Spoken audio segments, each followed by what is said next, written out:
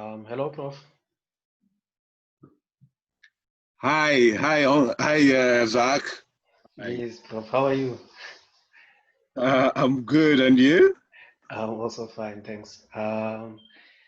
Should we start? Yes. It's your show, Zach. Okay, thank you. Yeah, sure. Firstly, I would like to thank you for taking the time out of your busy schedule to speak with me. I really appreciate it, Prof. Thank you. Thank you very much. You're welcome. You're Okay, welcome. okay. I'll just jump into it. Can you tell us briefly who is Professor Patrick Osode, as well as where did you study and all of that? Okay. That's a good one. It's not often I get asked. Okay, so yeah, so I am a Nigerian by birth. So I did my initial education in Nigeria, and then so I did a Bachelor of Laws degree, LLB, in Nigeria. I did a Master of Laws degree in Nigeria, and then I went on to do a doctorate in Canada at the University of Toronto. Um, uh, before going on to study in Canada, university teaching for 2 years at a university in Nigeria before proceeding to study for the doctorate in Canada. And then after completing doctorate in Canada in '94, I worked there for 2 years, and then I was offered an opportunity to come to Fort Hare in 1996. So I have been at Fort Hare for quite some time. It's a very long time, so Prof. so yeah, so I came to Fort Hare as a senior lecturer in 1996. So I've taught at Fort Hare since then. I do mostly teaching and research in the area of commercial law, what they call mercantile law here. So that's why I'm currently HOD for mercantile law. Um, and yeah, my area of it, like I said, is primarily commercial law. So for my master's and my doctorate, I did mostly advanced study in the area in subjects that fall into the area of commercial law.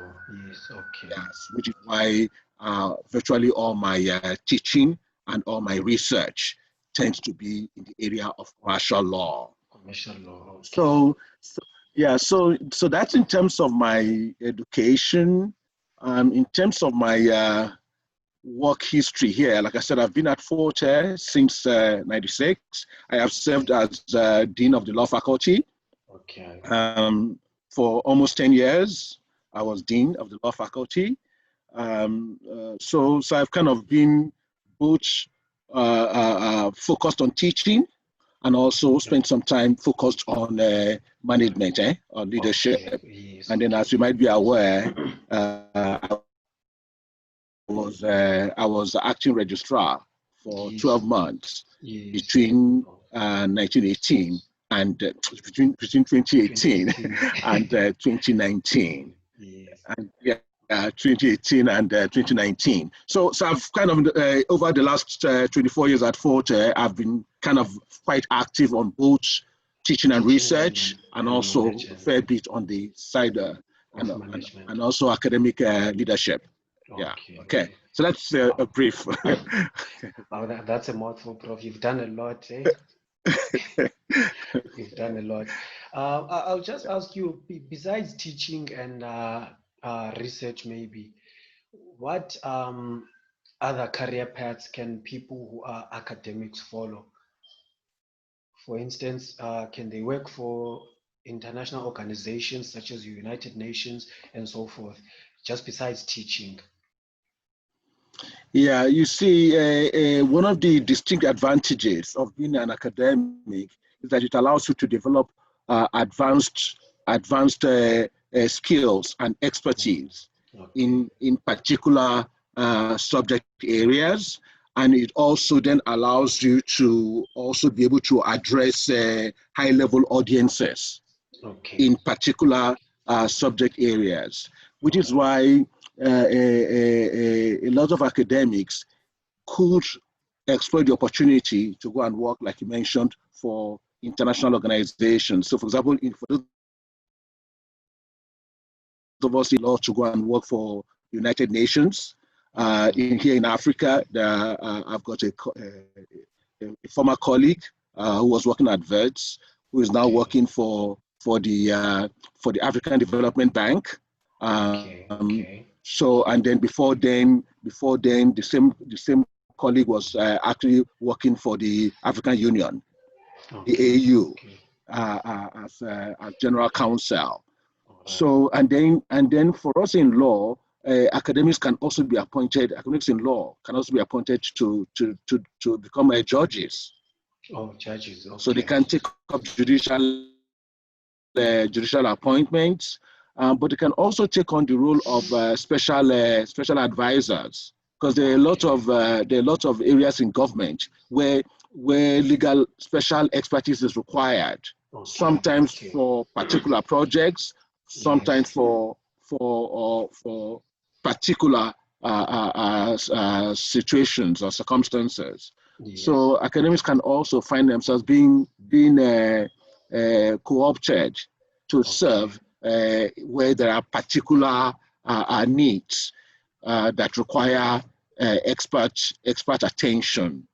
So I think younger people must know that the academic track allows the players on that track to develop high-level expertise, which is generally acknowledged. Because you see, we'll talk about it later, academics usually don't just teach, they also do research that is published. And through research that is published, you get recognition beyond your university. So as a professor at Fort Hare, you are not only known at Fort Hare for being a professor, you are known indeed all over the world, because your research work gets to be read across the world. And that recognition can attract attention to you. In fact, a lot of those who get appointed after the academy get invited. I can tell you now. So a lot of academics don't actually go out seeking for these external appointments. They actually get invited because people read your work, and through your work they form an opinion that you might be somebody who has a special knowledge and expertise that they might need to address a particular need in their organization or in their country. So very often the external appointments that we take up are usually by invitation, and I said, and that comes to you usually from the work that you've done on the research side. Yeah, not from the work that you do in class. Talking to you see, talking to students. Yes. Wow. That's really insightful, Prof. Thank you very much.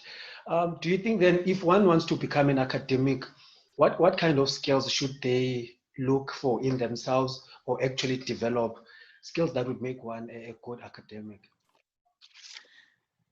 Yeah, that's a very good question, Zach, because I think younger people may not have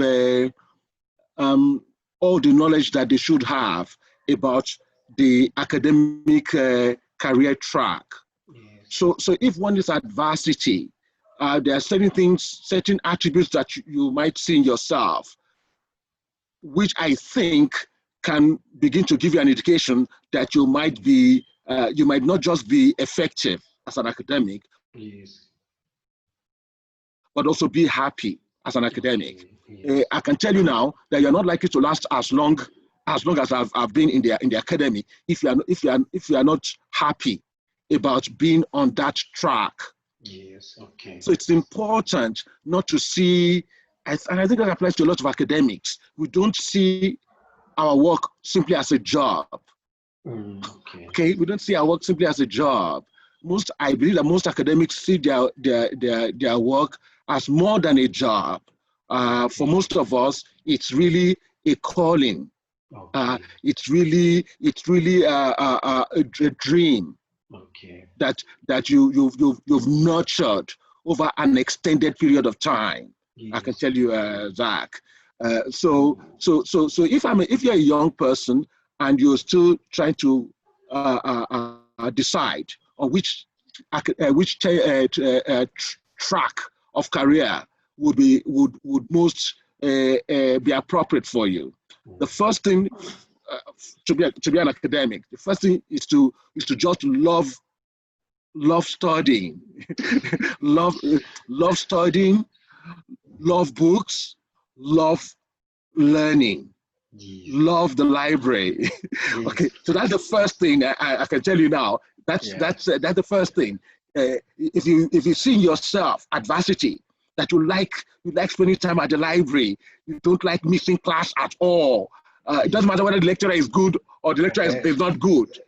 Yeah, I'm serious now, Zach. Where for you, it doesn't matter whether lecturer is good or bad.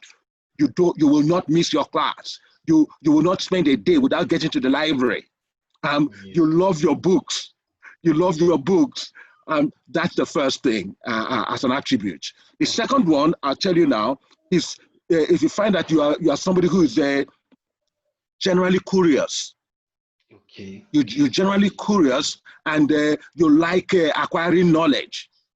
Okay. That's a second attribute that I can tell you begins to mark you as a potential candidate for the academic career track. So you love your books, you love your library, you love your classes. Then you generally are a curious person. You know, you like asking questions about why is this, why is that.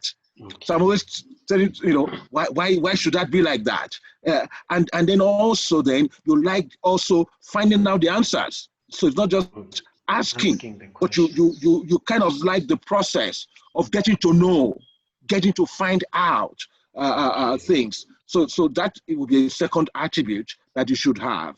And then the third one would be to be somebody who aspires for excellence. Okay. You aspire for excellence. You don't like scoring anything below 70.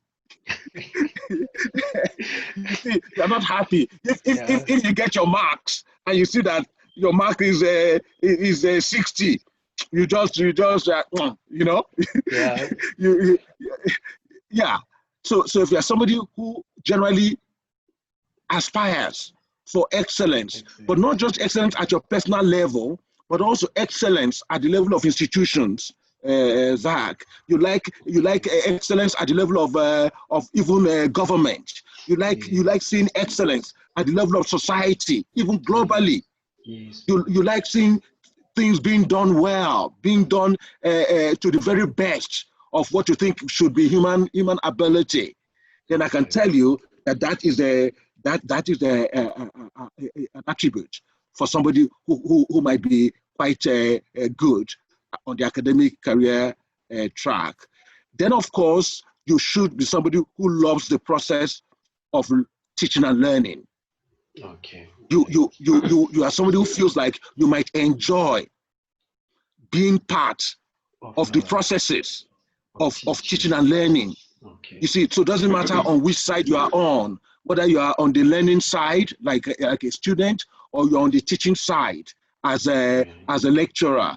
You see, if you're somebody who is kind of passionate about the idea of playing a role in the teaching and learning process, then again, I can tell you that you are likely to do well as an academic. But if you are somebody who gets bored, Zach, if you're somebody who gets bored fairly easily when there are discussions around teaching and learning, around what's going on in the library, You see, somebody who gets bored, about doing assignments extremely well and submitting them on time. If you're not somebody who is really passionate about not leaving any stone unturned when it comes to your academic projects or your academic tasks, then you may not be most suitable for the academic track. But if you are really excited when they talk academic things, going to the library, doing assignments, submitting on time, getting good marks, then I'll tell you that you just might be cut out to become a good academic. Okay. Yeah. Thank you. I can tell you some more. I don't know how much time you have, but also the last point I could make here around the articles of a good academic is a lot of academics are people who have a strong sense of what is morally right and wrong. Okay. A lot of academics feel strongly about things of fairness and unfairness. A lot of academics feel very strongly about what is just and what is unjust. Okay. Yeah. So you might find that when they are asking for commentators a lot on the radio, on TV, you find that they invite academics to comment on what is going on in society.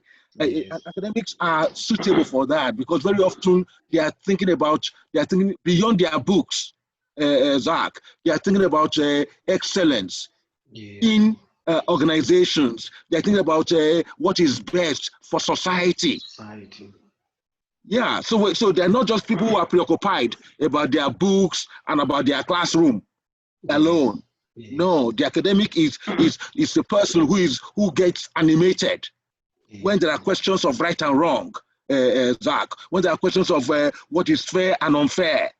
You see, questions about what is just and unjust. An academic gets a bit fired up.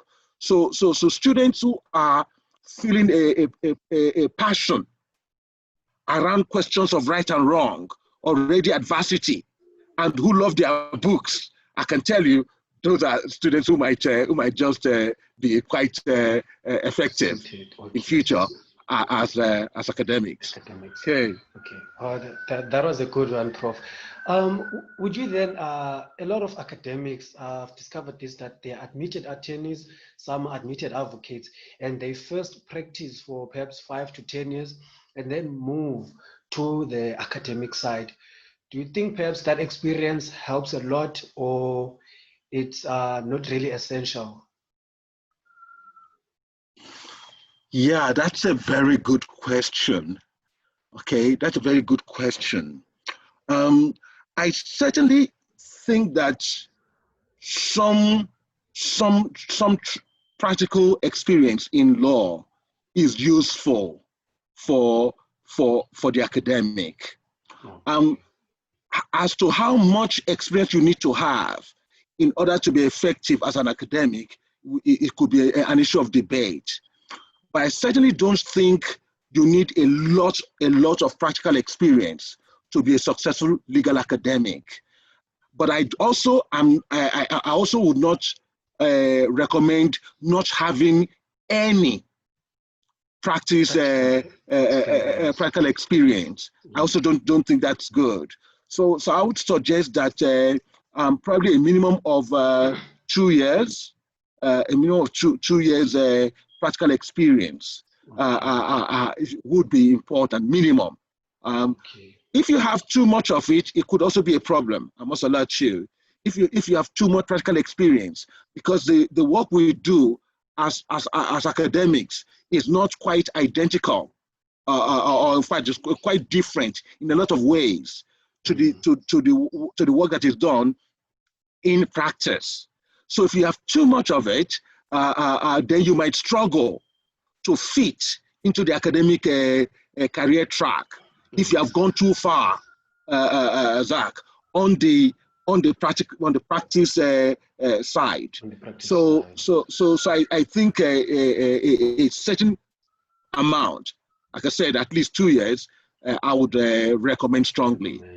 I can tell you now, if I could add to that, you see, if you start trying to do a master's and a doctorate in law, not having any practical training beyond LLB can present a challenge, because what practical experience does is that after the LLB is that it allows you to think differently about law. Okay. Follow me. If you finish your LLB and you go and work as a prosecutor for 1 or 2 years before you come and do your master's, that 1 or 2 years would have allowed your mind to develop some more and to have thought differently about how the law works in practice. Okay. So I think it's not very helpful for you to have an academic who has no idea of how the law works in practice. Okay. In the real world. I think that may be a disadvantage. Okay. Although you could have very successful academics who have virtually no practice experience. That is also possible, Zach, depending on their area of expertise. Because there are certain areas of expertise in law, in legal academy, where it is not really essential for you to have had some practice experience. But I just think that one could struggle if, as an academic, if you do not know, you have not gone to school for legal practice. I'm sure you know school for legal practice. You have not gone through the process of being admitted as an attorney or as an advocate, and even done some work as a lawyer, even if it's for 12 months, or it's for 18 months. But you should know how the law, what challenges affect how the law works in the real world. That would help you if you do become an academic. That will help you to begin to even to challenge current knowledge, current thinking about the law. If you know the issues in the real world about the efficacy of law and legal systems. Yes. See. Okay. No. Thank you for that, Prof. In some South African universities, the LLB program is structured differently, in the sense that you might find in another law schools, there are certain modules that are not done, other modules are done at first, others at final year. Do you think that has a bearing on the quality of the LLB program? Yeah, that's a good question. Not necessarily. I would say not necessarily. So if you take, for example, so I've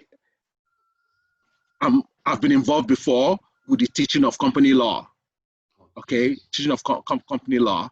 We call it at our law school. We call it law of business entities. Okay.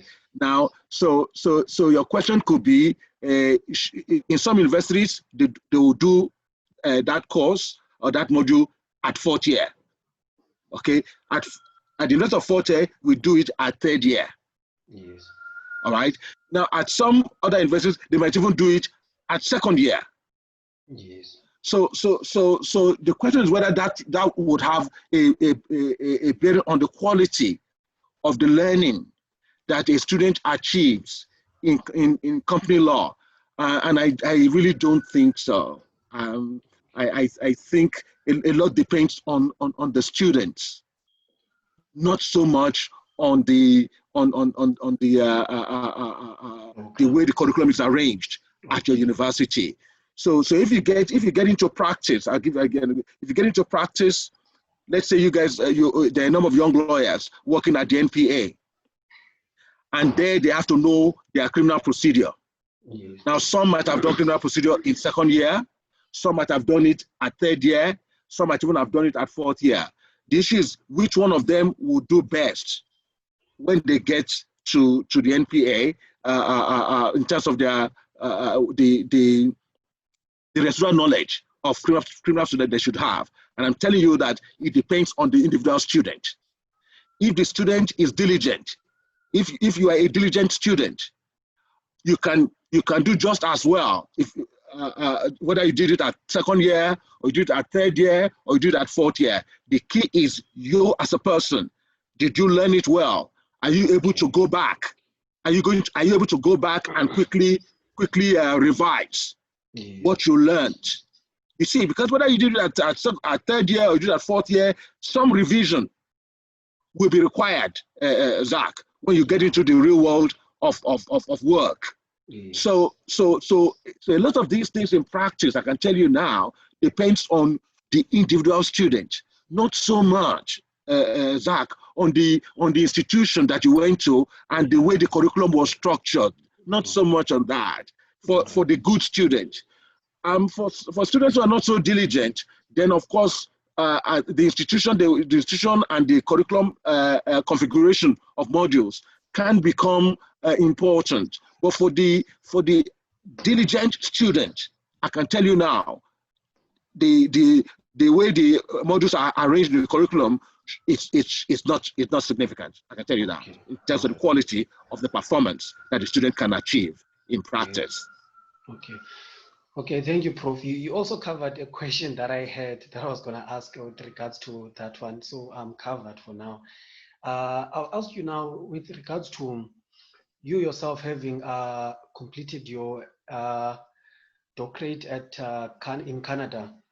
Do you perhaps suggest that students who want to do their postgraduate qualifications should also look into international universities like in other countries, or they can also pursue their postgraduate programs in South Africa? Like, what else motivates students? Is it better opportunities that are offered outside, or what really attracts students into going international in terms of their studies?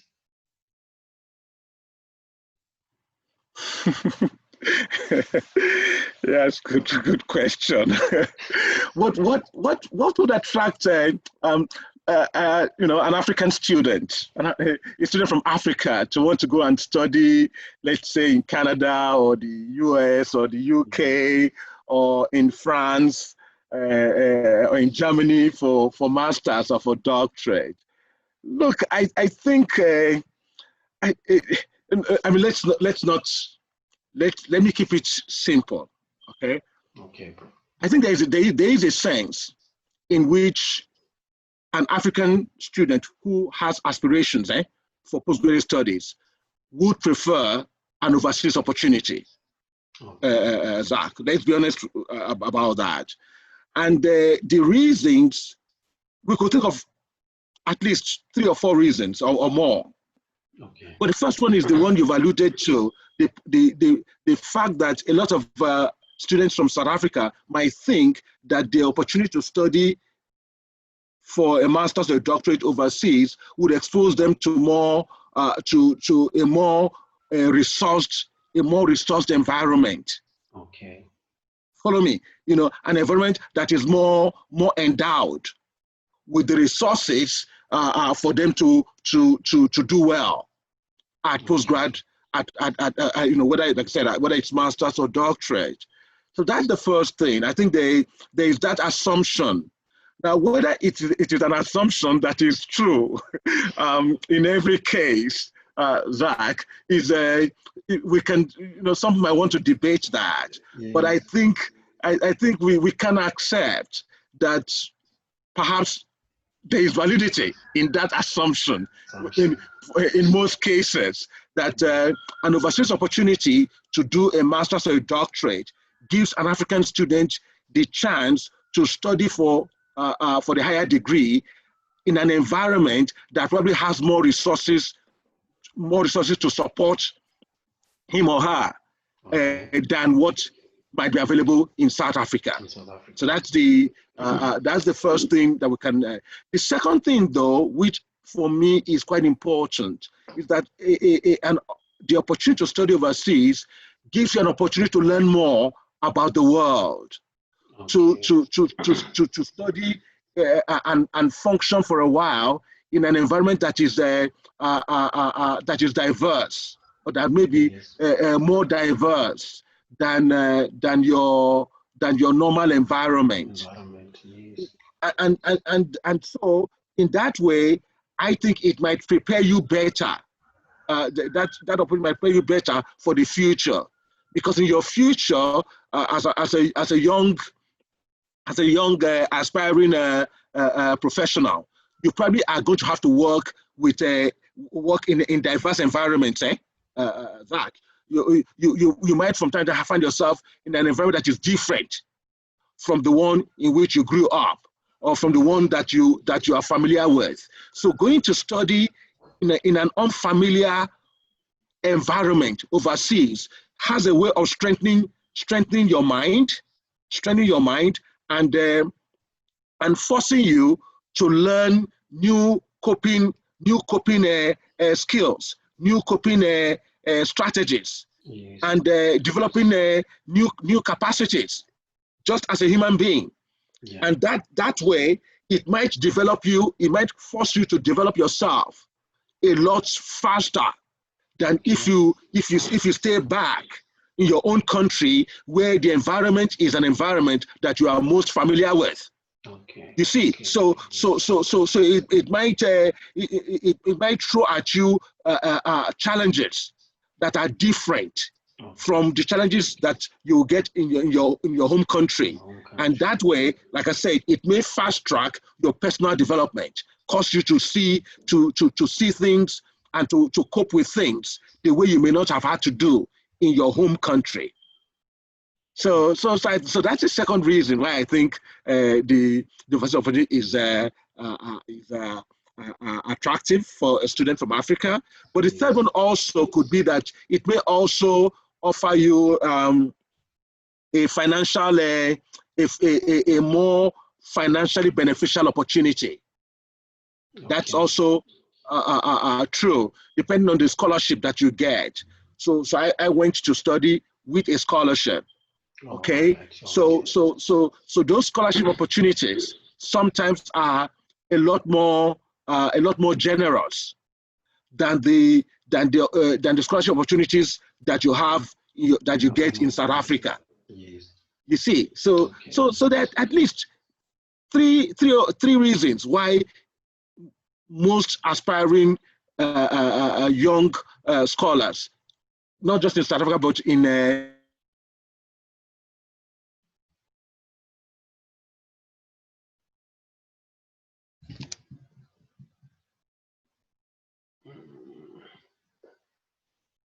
in the world, so in Africa, than in their home country, is the fact that, and again, just being honest, that for the young African student going overseas, the opportunity to see more of the world is also quite attractive. So there's just a sense in which you feel that your personal growth would be enhanced if you left your home country to go and force yourself to excel in a different environment. There's a certain level of affirmation that you might get from finding other people in other societies acknowledging that you're quite smart. You see, yeah. So there's at a personal level, there's something affirming. There's something that is confidence building about going to Germany and doing well. You see, and getting a German professor telling you that actually you're quite smart. And that can help to build your self-esteem. Okay. If you're going to be a global player, which a lot of academics are, like I said, the research we do is not just for local consumption. The research we do is now actually through the internet. The research we do is for global consumption. Yeah. You see, so being able to go and see how they think about law in Germany, how they think about law in Canada, and being able to engage in law with people from those jurisdictions can actually make you feel this I can play ball. We can play ball with these guys. Yeah. You see, so that experience can build you up quite strongly for the future. Okay, more than if you just start back at your home, which is basically sitting in an environment that you are comfortable with. You see, and so you don't stretch yourself. In my view, you will not stretch yourself as much if you stay back home in the environment that you are comfortable in. You will not be so stretched. Whereas if you accept to go overseas, I can tell you now, you will be stretched, especially in your first 1 or 2 years there. You'll be forced to think differently about your subject. You might even be forced also to write a little bit differently about your subject. And these are processes of personal development that you may not have been forced to go through if you stayed back in South Africa. Yeah. Wow. Thanks very much for that one, Prof. This is my last question. It relates to the agenda of transformation. Are you happy with female representation in the legal academic space? Is there enough or a lot more needs to be done? Hey, that's a good question. It's a good question. Look, I would not say that I am happy with the level of female representation in the legal academy. What I would like to acknowledge, though, is that it is improving. I must say, Zach, it is getting better. So there is, the trajectory is an upward trajectory. Okay. It's an upward trajectory. So it will, in the next 5 to 10 years, I think it will be quite good. Next 5 to 10 years. Okay. So there are very good initiatives in place to support the recruitment and the progression of female academics within the academy, including the legal academy in South Africa. Yeah. And I think if the leadership of universities and even of the Department of Higher Education and Training, if they stay the course, the next 5 to 10 years should be quite good. So I think, yeah, it's a laudable process that's ongoing, but the status quo is not one that one can celebrate yet. But the trajectory is a good, yes, very promising, I must say. All right, no, thanks a lot for that one, Prof. I'm afraid we'll have to end it there. And thank you for this session. Your answers were very insightful. Like, I learned so much. And you're welcome. The interview has been not as hectic as I thought it might be. No, I told you it would just be some general questions. Okay, no, not as hectic as I thought it might be. I hope it's the feedback that I've given to your questions. I hope they'll be useful to your audience. It really is. All the best. Okay, thank you so much, Prof. Bye. Keep well.